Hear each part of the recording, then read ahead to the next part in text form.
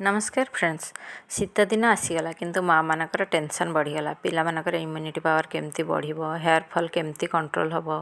skin रो care केमती नियाबो एई सबूर प्रतिकार पई मु बनैछि आज गोटे सुंदर हेल्थ ड्रिंक जोटा कि आमला गाजर अदा रे प्रस्तुत आउ ता संगे टिके हनी आसंतु ताले प्रस्तुत करिया हमर एई हेल्थ ड्रिंक्स प्रथमे मु अदा आउ छोट खंडे अदा आउ छोट खंडे आंबकसिया अदा गोटे गाजर आउ दीटा आमला नेइथिली एटा दीटा हाफ कप भलिया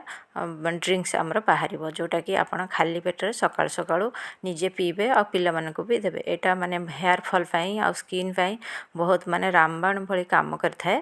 आउ आमला तो आमर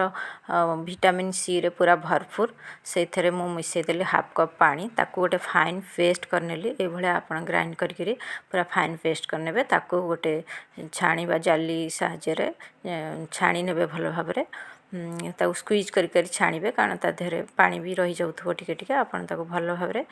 छाणी नेबे आमला रो कथा तो माने छोट फळटे सिना माने तार एते गुण रहिछि भरी भरी करे हम आयुर्वेद अनुसार गोटे आमला जदी आपण दिनको थरे सेवन करिवे ताहले सब प्रकार रोग व्याधि आपण दूरे की रहिबे डायबिटीज हो हार्ट प्रॉब्लम हो स्किन तो मेन स्किन हेयर आउ इम्यूनिटी बूस्टर कहले न सरे यार बहुत इम्यूनिटी बूस्टर भाबरे ये काम करे ता देहरे मु गोटे गोटे चामच हनी ऐड कर देली तापर भलो भाबरे मिक्स कर देली 2 कप ए भलिया हाफ कप रो 2 कप हे गला हमर ड्रिंक्स मु भी पी नेली पुको